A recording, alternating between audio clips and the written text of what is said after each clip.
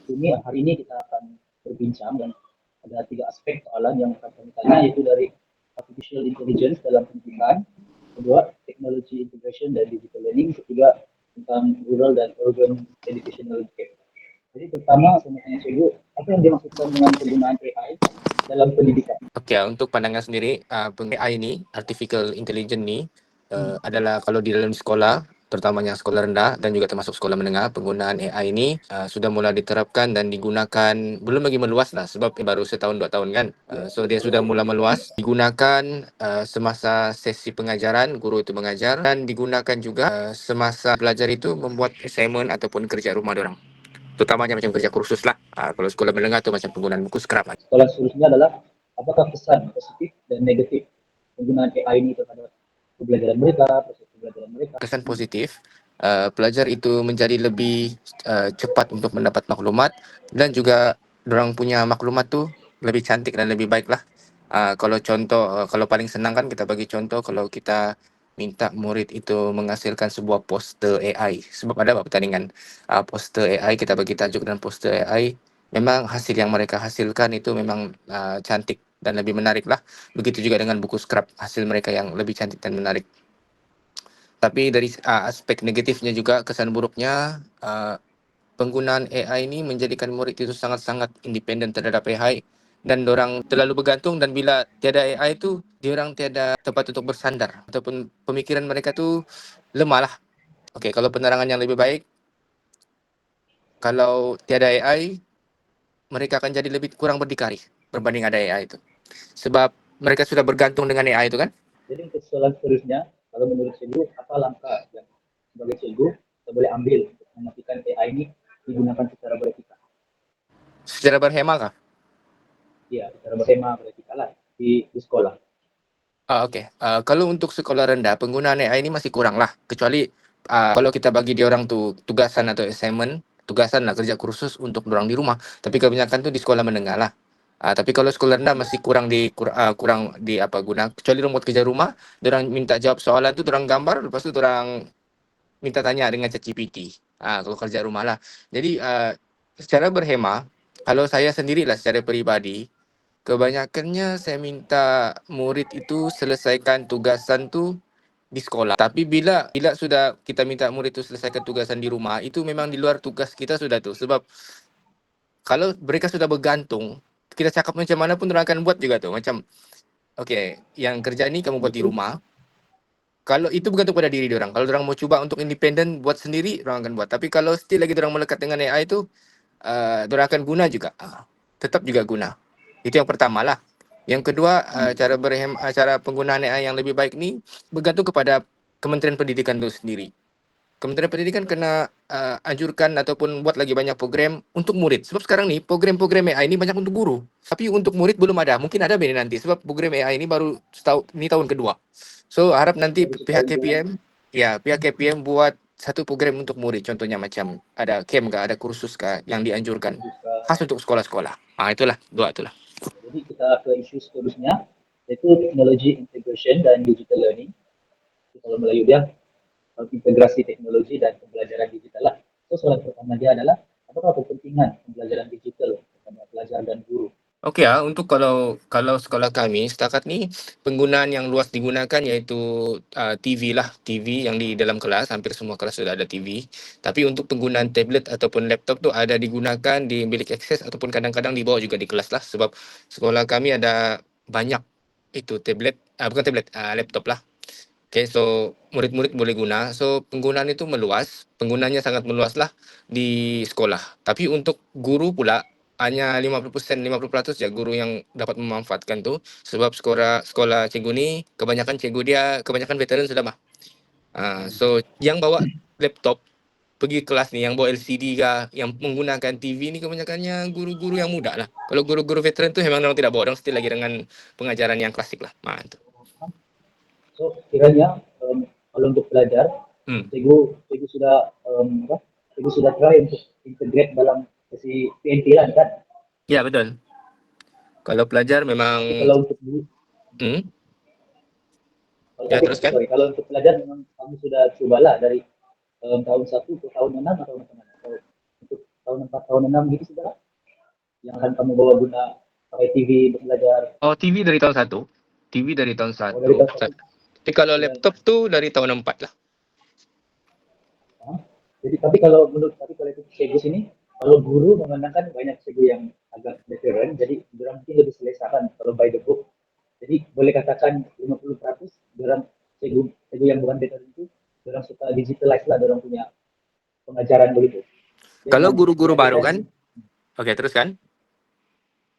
dan yang veteran itulah orang lebih kepada yang cara dulu lah begitu kan.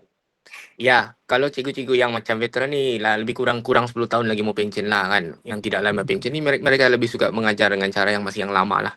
Okey, orang bilang chalk and talk. Okey, Ya, macam itulah. Tapi sekarang mana guna chalk lah. Marker pen and talk lah. Sekarang kan.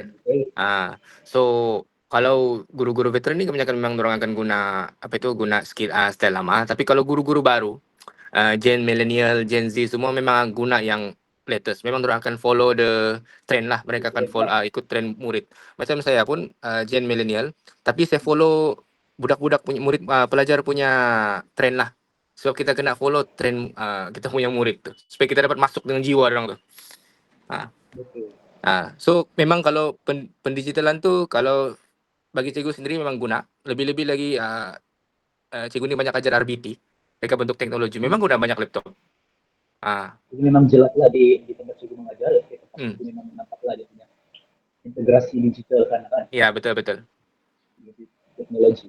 Ya. Jadi cikgu kita tuliskan seperti kita Hmm. lihat soalan pertama dan soalan seterusnya itu bagaimana teknologi ini menjadikan kurikulum itu lebih fleksibel. Selain dari pembelajaran yang akademik itu, bagaimana dia dapat membantu kurikulum ini menjadi lebih fleksibel. Okey teknologi ni macam mana dia bagaimana dia boleh menjadikan sistem pembelajaran pengajaran dan pelajaran tu lebih fleksibel. Bila di dalam kelas kan bila kita guna style yang lama, murid kurang berminat, sangat-sangat kurang berminat. Tapi bila kita menggunakan pendigitalan, menggunakan tablet ke laptop, TV, kita akan dapat menarik minat murid tu sendiri. Kita akan dapat tarik minat, kita akan dapat dia akan dapat tahu yang okey apa yang dia belajar ni, apa yang pelajar belajar ni rupanya dia digunakan untuk mereka juga nanti. Dapat digunakan dan dimanfaatkan untuk mereka juga nanti. Menjawab ke soalan tu? Ya, teruskan. Khusus untuk kita masuk dalam rural dan urban educational gap, itu luar bandar dan bandar punya jurang lah, jurang pendidikan. Soalan yang pertama adalah mengapa jurang kemudahan pendidikan ini masih wujud di Malaysia? Walaupun ketara, tapi mau dengar dari saya juga begitu. Oh, okey ya. Biarpun Kementerian Pendidikan, biarpun kita punya Perdana Menteri sekarang kan dia banyak labur duit untuk pendidikan, dia banyak upgrade sekolah lah, dia bagi itu bagi ini, tukar bangunan-bangunan ni. Tapi still juga jurang pendidikan tu, pendigitalan tu sangat jauh beza. Salah satu sebab dia iaitu kemampuan murid untuk mendapat kemampuan murid ataupun keluarga murid untuk ada alat teknologi itu sendiri. Okey. Itu salah satu dan kebanyakan kalau macam sebab kalau cikgu sudah pernah di 2 sekolah satu sekolah dekat bandar, satu sekolah pendalaman. So sekolah pendalaman ni dia punya ibu bapa ni kurang berkemampuan untuk beli peralatan internet yang atau peralatan teknologi yang baik. Adapun dorang khas untuk dorang saja. Tapi kalau di sekolah yang sekarang ni ibu bapa dia yang jenis yang ada kelengkapan tu. So murid tu kadang-kadang murid ada juga dorang punya gadget sendiri. So memang kalau dari segi tempat dan juga kemampuan ibu bapa tu sendiri pun boleh nampak. Boleh nampak bahawa jurang daripada segi pendapatan ibu bapa pun mempengaruhi. Kedua, kalau hampir semua sekolah sudah ada peralatan. Ada TV, ada tablet, ada hampir semua sekolah juga dia punya line pun coverage line pun sudah ada. Tapi still juga ada jurang disebabkan kemampuan guru-guru itu sendiri untuk kemampuan dan juga kepakaran guru-guru itu sendiri masih kurang dan untuk peralatan macam TV, laptop tu kan, tablet untuk sekolah tu still ada juga yang sekolah tiada lah. Dia punya pemberian itu kebanyakannya untuk sekolah-sekolah luar bandar tu masih kurang. Masih kurang. kita teruskan saja. Jadi Iya. bagaimana jurang pendidikan mempengaruhi pelaksanaan kurikulum di sekolah? Ini dia kita ambil yang paling umum lah. Mungkin seterusnya kita kita mau menjawab apa cabaran yang dihadapi oleh sekolah di kawasan pedalaman. Ini mungkin kita jawab dulu, tapi mau saya juga jawab di Oh, kawasan oke, oke. pedalaman Sabah yang paling melekat di hati saya dulu apa cabaran?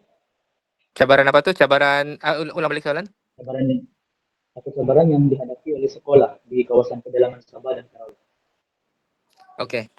Untuk cabaran nih hampir sama lah. Sahabat Sarawak pun hampir sama cabarannya. Em, Pertama sekali, cabaran pertama kalau jaringan internet lah. Kayak ada lagi tempat-tempat yang masih kurang dapat internet lah. Tapi mostly kalau sekolah sudah ada internet. Kebanyakannya sekolah sudah ada internet. Murid sudah boleh dapat akses. Cuma bila tugasan yang diberikan. Contohnya kita minta tugasan yang diberikan kepada pelajar tuh, kita minta orang buat kerja kursus begini begitu. Bila di rumah, kebanyakan kampung-kampung ni masih tidak internet. Rata-rata kampung ada yang Oh, di sekolah hampir semua ada internet, tapi bila di rumah tidak internet. So cabarannya murid itu sendiri uh, cara orang mendapatkan maklumat itu sangat terhad bila sampai di rumah. Ah, Kedua, oh, ya betul. Kedua, um, di sekolah memang murid ada kelengkapan macam tablet, laptop untuk mereka akses internet dan juga buat apalah, buat kerja ataupun kita minta mereka cari something, cari benda lah. Kita bagi orang tugas untuk cari maklumat. Tapi bila sudah di rumah, kadang-kadang bukan semua murid ataupun pelajar ni ada gadget. Bukan semua. Kebanyakannya pinjam dengan bapak mama diorang lah. Dan ada bapak mama yang memang tidak bagi pinjam. Ada yang bagi pinjam, tapi limited lah. Kadang-kadang kalau 4-5 orang adik-beradik kongsi dengan satu gadget tuh, tidak juga dapat. Satu faktor itulah, itu antara dua faktor tuh yang faktor utama yang menyebabkan terhad lah penggunaan orang teknologi itu. Ah, jadi itu yang paling ketara lah kan? ya Karena betul, kita paling belum ketara. Oke, ya, jurang pendidikan nih. Ya, mungkin kalau faktor teknologi, itu faktor teknologi lah, pasal tidak lain kan. Oke, kalau untuk sekolah yang bermasalah dari segi teknologi nih, maklumat yang dorang belajar tuh, maklumat yang dorang dapat, contohlah, kalau macam pelajar nih, dibagi kerja, assignment, kan. Jadi bila tempat tu tidak lain, dorang punya maklumat tu limited, sangat-sangat limited. Dorang cuma ada maklumat berkaitan dengan apa yang ada buku teks dan apa yang ada di buku teks diorang ataupun apa yang pelajar ni boleh dapat di perpustakaan. Tapi kalau pelajar yang advance, pelajar yang ada segala-galanya, ada gadget, ada tablet, hasil assignment ataupun lain. kerja kursus diorang tu ada lain, hasil kerja kursus diorang tu lebih menarik lah sebab diorang ada banyak input, diorang ada banyak sumber berbanding yang kurang sumber nih. Begitu juga penggunaan laptop nih. Kalau murid itu tidak ada laptop, diorang cuma berpandukan telefon saja. So hasilnya tidak sama dengan pelajar yang lebih advance ataupun lebih lengkap barang-barang dia, lebih lengkap gadgetnya berbanding pelajar yang kurang lengkap nih. So efek kepada kurikulum pula, kurikulum pula, pembelajaran yang menggunakan buku teks ni, dia limited, maklumat dia limited berbandingkan penggunaan teknologi sedia ada. Dia banyak berkait sudah mention tentang limited ya. Memanglah tempat saya sendiri pun ada lain sudah lain, tapi bagaimana kalau di tempat yang begitu tidak lainnya, mereka hanya boleh bergantung dengan buku, bergantung dengan cikgu, padahal saya sendiri itu kalau keluar bukan baru ada lain kan. Ya, Jadi betul. di situ kita memang kalau di Sabah ini memang dapat lihat lah. Kita dapat lihat dari mana adalah dari pelajar itu sendirilah. Di mana hasil kerjaan orang tuh kalau kita banding secara sehat adalah mereka kerja yang dibuat oleh murid yang di luar bandar itu tidaklah semantap yang di bandar segala. Ya, betul. Jadi ada jurang informasi ya, ada jurang informasi lagi. Tapi dapat kita teruskan. Bagaimana soal seterusnya adalah bagaimanakah pemberian insentif kepada guru dapat meningkatkan kualitas pendidikan di kawasan pedalaman. So, pemberian insentif ini boleh dikatakan kepada bantuan gadget terkini, uang untuk membeli gadget gitu. Adakah dapat membantu? Dari Cegu lah, kemana pandangan Cegu? Oke, kalau pemberian insentif ni, buat masa ni belum ada lah. Belum ada. Cuma yang ada untuk pendidikan sekarang ni skim laptop lah, beli laptop tanpa ada faedah. Ada untuk guru-guru lah, untuk orang untuk pendidikan beli laptop harga 5,000, lepas tu cikgu bayar bulan-bulan. Tapi kurang tanpa faedah lah. Ada itu ada, tapi tidak semua cikgu apply lah benda tu. Dan benda tu bagus untuk guru tu sendiri ada laptop, ada gadget untuk digunakan untuk mengajar. Tapi bagi saya lah kan, yang benda-benda macam tu kalau tidak dimanfaatkan sepenuhnya, dia tidak juga akan dapat turun kepada murid ataupun pelajar tu sendiri. So guru tu sendiri kena, kadang-kadang benda tu ada, insentif ada, tapi kalau guru tu tidak guna pun sama juga kan cerita dia. So guru tu sendiri kena guna dulu, kena belajar dulu. So berbalik kepada KPM juga untuk adakanlah kursus-kursus kepada guru-guru. Contohnya penggunaan AI. Lepas tu bagi insentif tu betul, memang betul sudah. Tapi kena bagi juga kursus kepada guru-guru. Cara pasang LCD, cara mau guna Android, TV Android, cara menggunakan AI, cara guna ChatGPT prompt yang betul. Itu yang rasanya yang lagi penting lah. Insentif itu nomor 2. Tapi yang paling penting, bina asas penggunaan dulu. Mantap juga. Di sini ya walaupun soalan dalam berkenaan insentif, ya, terima kasih kepada cikgu sudah bagi satu perspektif baru lah. Iya betul. Kalau kita bagi insentif kan, tapi ada perubahan kan. Iya. Nah, yang satu kita dapat lihat lah dari sisi lain apa yang lebih penting untuk kita berikan kepada guru dan seterusnya sampai kepada murid itu, yaitu kita perlu melengkapkan guru itu dengan, boleh kita katakan, skill lah, betul kan? Skill. Yang perlu untuk orang sendiri mungkin dapat berdikari lah dalam mengintegrasikan teknologi dalam PNT mereka sendiri kan. Iya betul. Jadi soalan last, ketiga isu tadi, jadi pada pandangan Cikgu Hafiz sendiri, apakah peranan guru dalam menghadapi perubahan pendidikan seperti AI ini, penggunaan AI, integrasi teknologi, dan jurang pendidikan bandar dan luar bandar? Singkatnya, maksud saya tanya Cikgu tentang apa peranan guru, apa peranan Cikgu dalam menghadapi perubahan ini. Perubahan ketiga itulah, bagaimana Cikgu dapat menyumbang.